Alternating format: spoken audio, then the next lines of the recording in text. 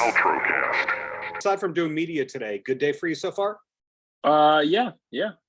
Fine weather. Everything else. Can't complain. Got sparkling water. Ready to go. Ready to go. Well, you've got a new record, but it sounds like it took years to make this record. Yeah. I took some time off from making music and making art in a lot of ways. And I got involved in New York politics, Manhattan politics. I ran for office a couple times. I did a lot of organizing in my community and tried to put sort of a lot of my values into action. And I think lyrically it comes through on the new album. And yeah, I'm really excited to be back and performing again.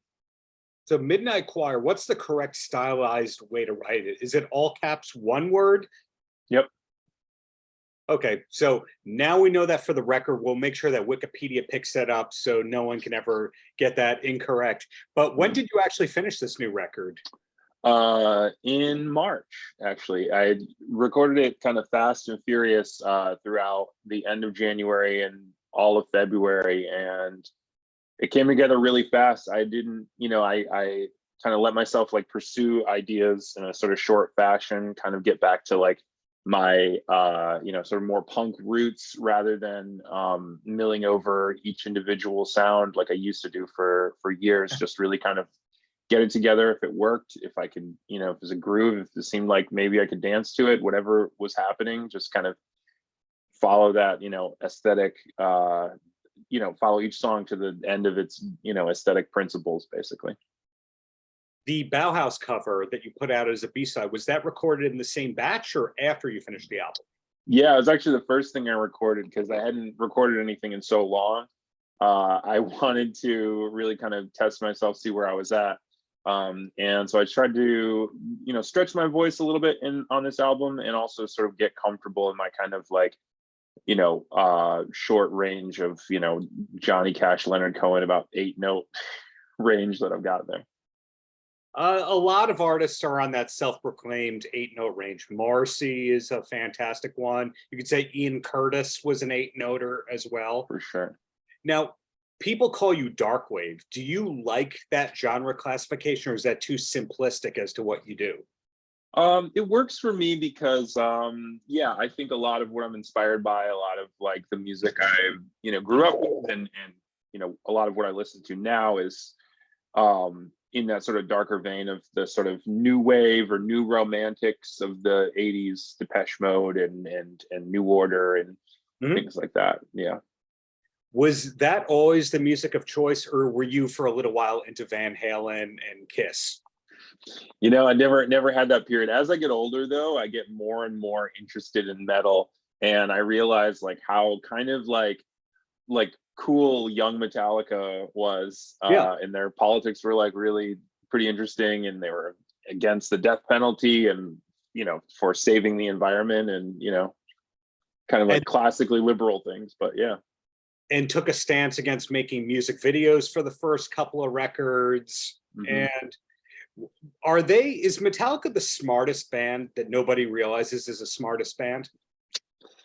I think that would go to Guar if we were staying in the metal genre. I think those guys are, are geniuses and they're funny. I think the Metallica guys are at that sort of like cusp of Dunning-Kruger curve, where they know they're more intelligent than some people, but they project that they're far more intelligent, where the Guar guys like know how dumb they are because they are so smart. I like to hope that I'm in that area as well. Well, I don't think anyone assumes that you lack intelligence based on what you accomplished within the political and media spheres over the past few years. So, hey, back to you here. Are you playing out live in support of Loverboy Molotov? Yeah, we played just recently at the Bowery Electric in Manhattan and have some more shows in the pipeline. Nothing on the calendar yet, but it's just a two-person setup. Me and my bandmate, Sarah, she does backup vocals and percussion, and then there's a lot of backing tracks, and then there's me trying to share my morose charisma with the world. Morose charisma. Yeah, that's a free one. That one's free. What were your early music endeavors like, or did you always sound like this? No, I think early on, it was more punk, and then I got really into sort of that lo-fi electronic sort of folk scene of like Caliphone and things like that. And I found that I'm a lot more comfortable in this place of being like an aging goth crooner. I think that's who I've always been spiritually, and it's really coming through in this album. And in the next one, actually, we've got 10 more songs ready for the next album, so that'll be within probably a year. Wow. Okay. Home studio kind of recording situation. Yeah, you can see some of it behind me. It's pretty slapdash. There's some, homemade electronics and things like that. But yeah. Well, it's a weird thing about the dark wave genre where you can't tell if it was just made in somebody's bedroom or the best music studio in the world, because when you're dealing with 808s or basic keyboards, you don't know. It's state of the art 1985. Yeah, exactly.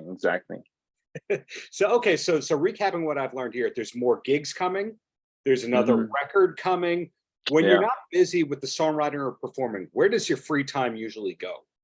I do a lot of community organizing. I started a mutual aid network here in Manhattan, and yeah, I really love organizing with my community and putting like those things that I didn't accomplish in politics, putting them in action through mutual aid, through music, and through organizing in different ways.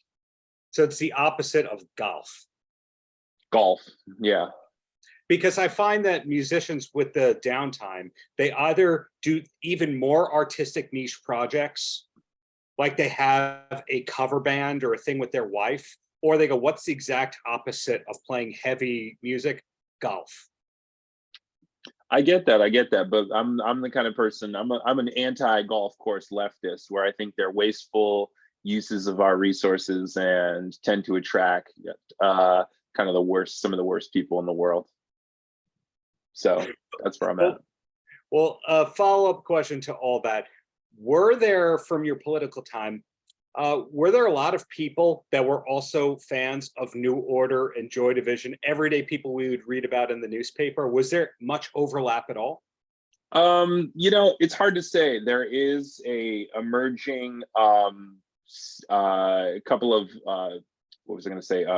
City council members in New York City who claim to have punk roots, but they like cops a little too much for me to believe in the sincerity of those statements. They were what we would call fashion punks when I was a kid. That reminds me of like when Paul Ryan was running for vice president, and he said his favorite band was Rage Against the Machine, and everyone's going, really? Yeah. Did you understand the lyrics? Yeah. You wonder how many cops are in the audience as they're singing some of those who burn crosses, workforces. Yeah. But my friend is in a Guns N' Roses tribute band where I believe the Axl is an NYPD officer as his day job. So I guess you never know where the hard rockers are. Yeah, I mean, there's a lot of delusional people out there who don't realize how the choices of their life connect to everything else. So I don't know much more to say about that. Well, on a brighter note, before I let you go and before we plug Midnight Choir again and the new record and more gigs coming and more music coming, do you have a TV recommendation to pass along, a show that you think that people should be watching? A show that people should be watching. Okay, can you edit and give me 3 seconds to think about this? No, it's normal to have to pause. Yeah. Maybe I would rewatch Mr. Robot, actually. It's one of I think probably the greatest shows of the last like 25 years. And so much of it is like watching like what happened to the city during the lockdown quarantine period. So well really said.